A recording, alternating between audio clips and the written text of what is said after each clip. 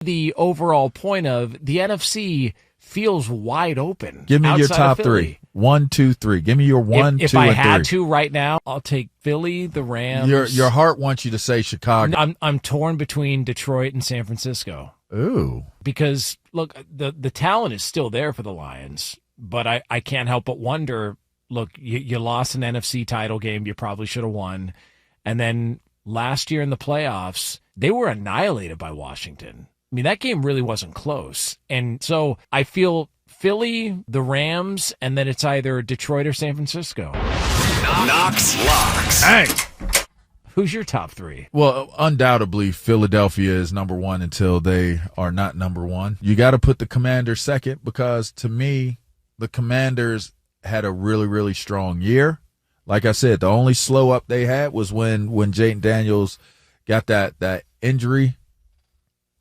I think they'll be a better team this year than what they were last year. I thought that they had a solid offseason.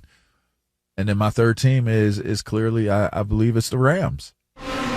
Sticks picks. And so with that being said, I mean, you got 2 NFC East teams that I would say are going to be 1 and 2. And then, again, the showing that the Rams had, I'm just going off of what I saw last. What have you done for me lately? That was a team that could have beat the Eagles.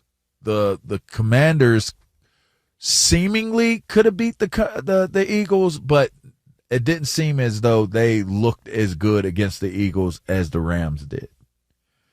And that could change this year. I think that maybe you had a first-year head coach. You had a lot of things up in the air in Washington.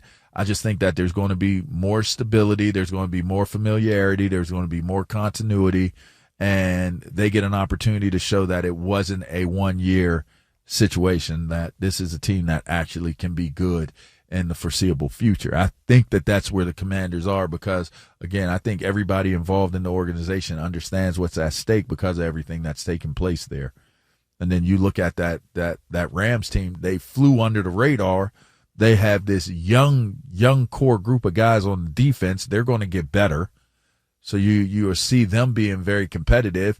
The NFC West is not, to me, I don't think that the San Francisco 49ers are going to be this crazy world-beating team. I do think that their window has closed.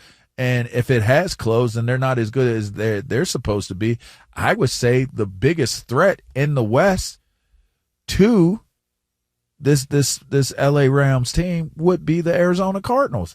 They're a dark horse team that could give teams problems if you're not paying attention.